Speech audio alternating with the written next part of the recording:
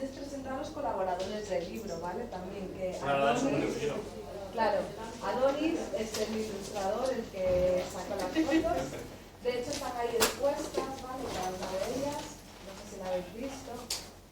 Luego está Cris, que es la que nos ha hecho el prólogo. De Fisionova, es verdad. Fisio de Fisionova. Entonces, adelante. Sí. Lo habéis hecho en el centro. Ah, vale. Tú en el centro.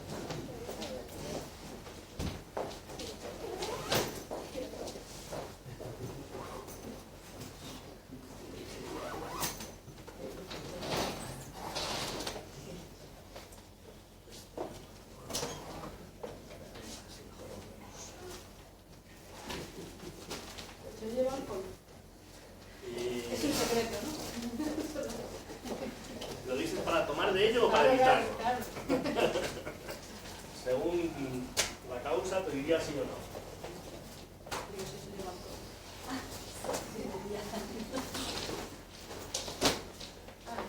En medio.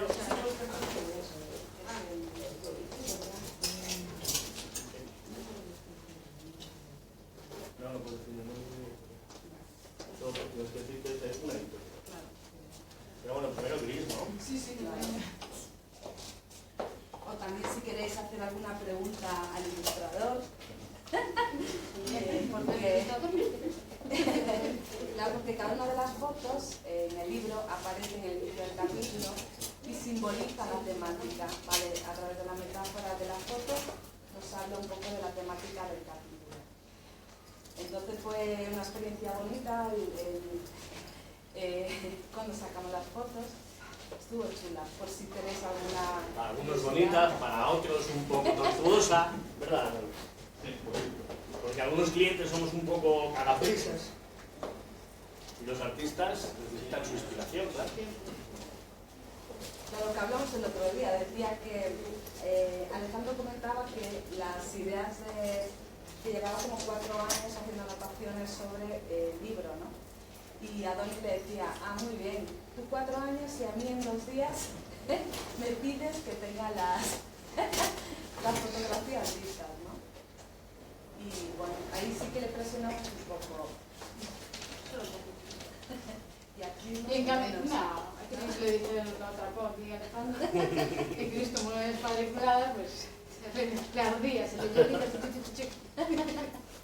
y entonces, como ya tenía el prólogo antes de que acabara el libro. Así. Bueno, pues yo cuando aquí el señor Alejandro y María me propusieron hacer el prólogo del libro, no sabía que estaba implícito la trampa de tener que presentar esto. O sea, que no, igual le hubiese dicho que no. Pero bueno, es un honor, es un placer. Y la verdad es que le he dado vueltas a qué decir y digo, no voy a preparar nada porque total, como describes algo que no se puede describir, como describes eso, el libro se titula Sensible, pues entonces poco descriptivo. Entonces yo creo que este libro llamarlo Sensible porque se les quedaba un poco largo llamarle Conversaciones de un matrimonio de sabios poco atípicos, o sea, poco típico, porque se les quedaba así muy largo, porque claro, tú llegas a casa y hablas de qué. De que está la oferta del queso Edam y Freud, pero ellos hablan pues sobre la vida, sobre la muerte, sobre la política, sobre pues, cosas humanas y divinas. Entonces, bueno, yo quería saber un poco pues cómo surge Nos estás haciendo trampa. ¿Cómo surge esto? ¿Cómo es? Así, una breve... ¿Para qué voy a hablar yo si sois vosotras? Tú primero. A ver, en realidad este libro es diferente a los otros. Bueno, no tenéis por qué saberlo porque a lo mejor no nos coincidió o nos interesó en aquel momento, pero creo que este es el 7º o el 8º libro. Es el primero, es el segundo de divulgación general, no para técnicos de la psicoterapia, pero es el primero más directamente filosófico. Y vamos a decir filosófico porque si decimos espiritual, lo mismo hay gente que se mosquea, ¿vale? porque lo espiritual es una palabra muy delicada que enseguida se identifica con religión y en este caso no es, porque la parte del taoísmo que a nosotras nos gusta tiene que ver con el taoísmo primitivo, tiene que ver con esa percepción ecológica, naturalista de la vida, de la salud, de la organización social, y no tiene nada que ver ni con los inmortales ni con las otras cosas que todo el taoísmo posterior incorporó, ¿no? De hecho, si leéis el libro, está centrado fundamentalmente en las aportaciones de Lao Tse, actualizadas desde nuestra perspectiva a los conocimientos científicos que hemos ido acumulando hasta el día de hoy. Y entonces, ¿cómo surge eso? ¿Cómo eso se convierte en un libro? A ver, un poco lo que comentaba Cris, ¿no? Tenemos esa tendencia de que cuando salimos de trabajar nos vamos a tomar algo y ahí hablamos. A la primera cerveza. Entonces, bueno, surgen como conversaciones sobre temas, o cuando vamos en coche, viajes largos, también hablamos sobre temas y suelen ser estas temáticas.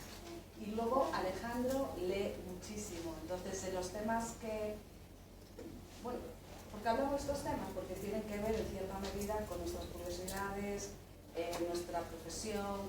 Entonces hablamos del tema, Alejandro busca información, lee y le va dando forma. Y un buen día me dice, vamos a hacer un libro, y yo, perdona. Y a lo mejor lleva tiempo haciendo anotaciones, recogiendo datos, escribiendo sin forma ninguna, pero un buen día pues se plantea ponerlo todo como un formato libro, ¿no? Y luego pues igual me dice, en tanto tiempo quiero que esté listo.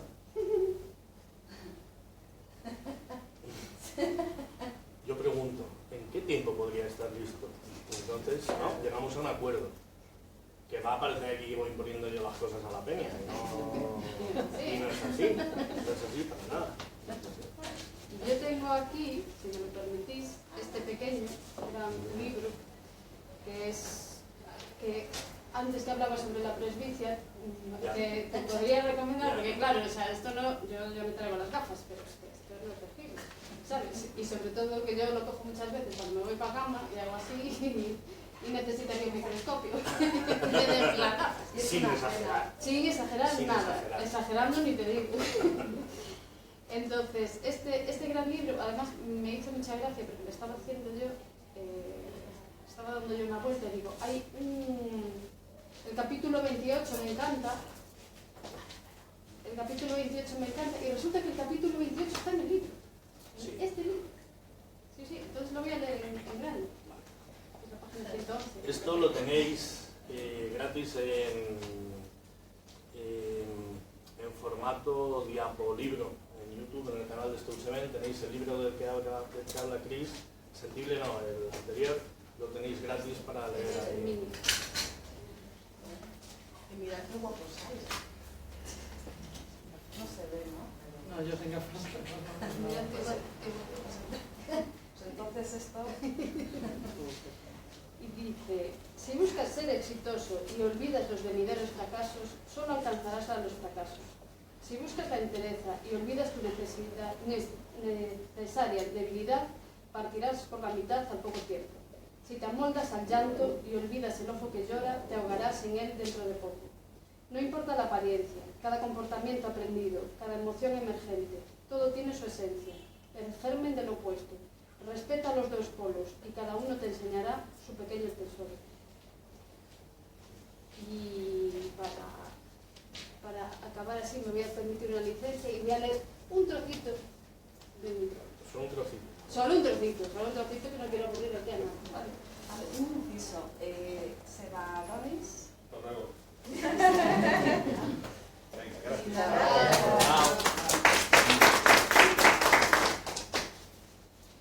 Y dice, porque sentir es el único camino. Quietud absoluta, sin expectativas, sin pretensiones, sin que la voz de tu cabeza, que se cree más lista que nadie, te vaya racionalizando lo que tu cuerpo está notando y por qué. Solo Wu Wei, la no acción, el no forzar, o como a Alejandro le gusta llamarlo, el sí a todo. Ser flexibles y confiar.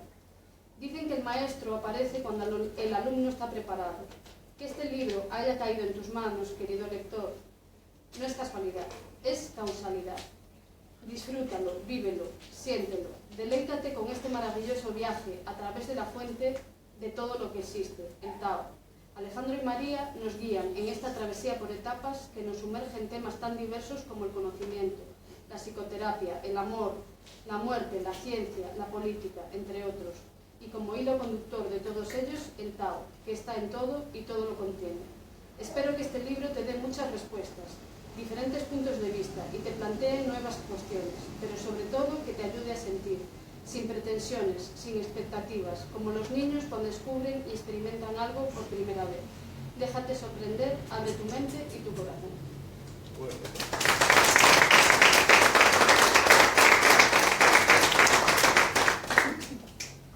Así que, contadnos. Bien, lo primero decir que este libro está dedicado a dos personitas, ¿no? Uno es personitas. Uno ya es así.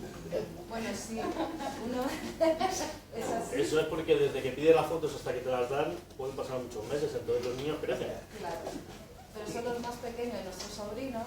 Y el otro es Luquita. Luca, que está ahí, que representa un poco la esperanza, ¿no? Es el libro, si tuviera que resumirlo, me da mucha esperanza. Entonces, bueno, los bebés como que dan esperanza, ¿no? La nueva generación, vida, y estaba dedicada a ellos. ¿Empiezo ya entonces? Vale. Bueno, yo me voy a limitar a leer también, no por nada, sino porque cuando editamos el libro, publicamos el libro, bueno, se lo mandamos a varias editoriales y demás, ¿no? Y una de ellas nos hizo una valoración literaria, la verdad que es súper buena, lo que pasa es que no nos permitió ni decir el nombre, ni de la editorial ni de la persona, ¿no? En esa editorial no se publicó, porque no encajaba con lo que estaban haciendo, pero bueno, la valoración es buena, entonces me gustaría compartirla, ¿no? Porque resume, o sea, resume bastante bien el libro, o sea, le da una fotografía buena del libro, ¿no? Es una obra ensayística de carácter espiritual, filosófico y terapéutico. Revela una intención pedagógica y de acompañamiento en la línea de textos de divulgación filosófica contemporánea, pero con una impronta personal que combina pensamiento oriental, psicología humanista y práctica clínica. Desde la primera página se percibe un propósito integrador, unir conocimiento científico, sabiduría oriental y experiencia emocional. El texto no busca únicamente exponer una doctrina, sino generar en el lector una experiencia reflexiva y sensorial sobre el sentir como vía de conocimiento. Esa apuesta por el sentir frente al racionalismo cartesiano da unidad temática a toda la obra y constituye su mayor originalidad. En un mercado saturado de manuales de espiritualidad práctica, sensible, ofrece un tono híbrido entre la exposición filosófica y la narración testimonial, con un nivel de honestidad poco habitual. ¿Cómo mola esto, Joder, ¿quién ha escrito eso? ¿Ya? No lo hemos escrito nosotros esto. La presencia de fragmentos poéticos firmados por el propio autor Alejandro Bello otorga ritmo y respiración a un discurso denso, permitiendo pausas de contemplación y cierre de cada bloque. Un poco lo que os comentaba, ¿no? Que en cada capítulo aparece una fotografía y luego hay un poema, ¿no? Y finaliza también con un poema. El tono es coherente y sostenido, amable, didáctico y cercano, sin perder rigor. El uso frecuente de ejemplos cotidianos, como por ejemplo el carro del supermercado, el surf, el puerto de la terapia, bueno, son ejemplos que aparecen, humaniza un texto de vocación filosófica. Porque es verdad que es un libro donde tiene mucho contenido teórico denso, pero al mismo tiempo es como un lenguaje muy cercano. Entonces tiene una combinación bastante atractiva. En cuanto a la estructura interna, cada capítulo desarrolla una idea central coherente con sus subtítulos. Sentir es aprender, sentir es sanar. Manteniendo la progresión del conocimiento individual hacia el colectivo y finalmente hacia lo político. Este itinerario es acertado y dota al libro de sentido ascendente. Es decir, no solamente habla abordamos diferentes temáticas, Va desde lo individual, lo subjetivo, la persona, va hacia lo social y lo político, ¿vale? Se tratan como las tres dimensiones. El lenguaje combina precisión científica con matices poéticos. Destaca la habilidad para explicar ideas complejas de la física o la neurociencia cuántica, sin caer en la jerga técnica. Las citas están correctamente atribuidas y contextualizadas. En algunos fragmentos se detecta una sobreabundancia de incisos y paréntesis que interrumpe el ritmo de lectura, ¿vale? No, como puedes ver, no todo es positivo, lo cual está bien. Es cierto, es decir, a veces, porque hay un capítulo que habla sobre filosofía cuántica que es densa. Entonces, para que sea como más legible, se hacen tratamos de poner ejemplos para que la persona sea comprensible.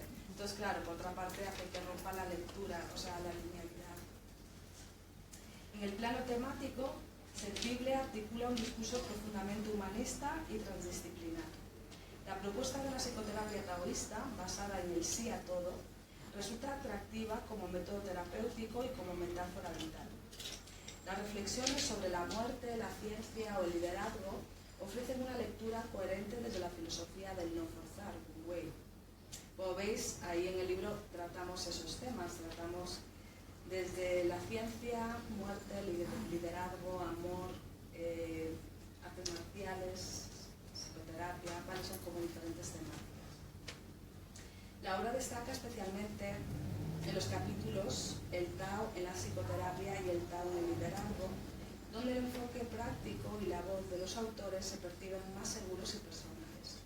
En cambio, la parte dedicada a la ciencia y a la política espiritual tienden al ensayo ideológico con un tono más discursivo que reflexivo. Sí, la verdad que cuando lo leí me llamó la atención porque es cierto, es decir, el Tao en el liderazgo y la psicoterapia es como más nuestro ámbito de intervención diaria, ¿no? Sin embargo, en el tema político de la ciencia es más reflexivo, no lo hablamos desde algo tan cercano y práctico. Los personajes, en este caso, son ideas y emociones más que figuras humanas. No obstante, la narradora del prólogo, Cristina Casanova, ofrece un contrapunto efectivo.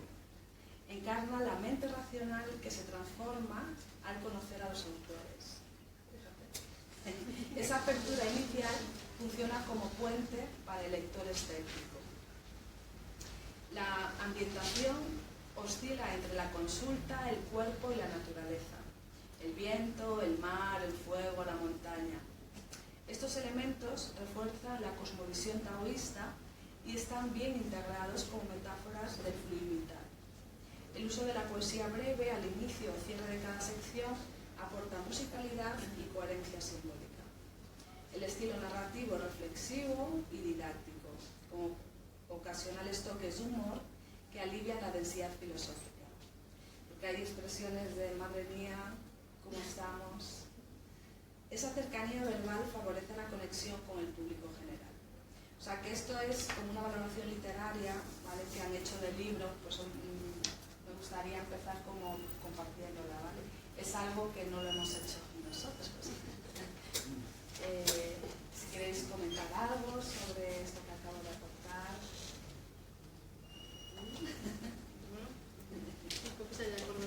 Sí. Vale. Bien, y tenía un montón de notas, como una nota por cada capítulo, como creo que se va a hacer muy espesito, pero sí quería transmitir las ideas básicas de cada uno de esos capítulos, ¿no? Y lo voy a empezar al revés, voy a empezar por el final, para que sea todavía más divertido y más clarito. Y sabéis que si se reúnen 1.500 personas meditadoras expertas, o a partir de 1.500, 3.000, 4.000 personas a la vez, en una ciudad como por ejemplo Washington, y se evalúan la cantidad de conductas violentas y denuncias que hay durante las horas en que esas personas están meditando, una meditación específica, concreta, entrenada, que se comprueba que hacen como hay que hacerla. ¿Sabéis que el número de conductas violentas desciende y cuando las personas dejan de meditar el número de conductas violentas vuelve a incrementarse? Es decir, la idea básica del libro es que se están pasando muchas cosas, que la gente tiene curiosidad por saber cuál es el mecanismo que subyace a todo ello. Todavía no lo conocemos, pero tenemos datos recogidos de forma metódica, de forma científica, sobre cosas muy interesantes que ocurren desde el punto de vista político, social, individual, psicológico.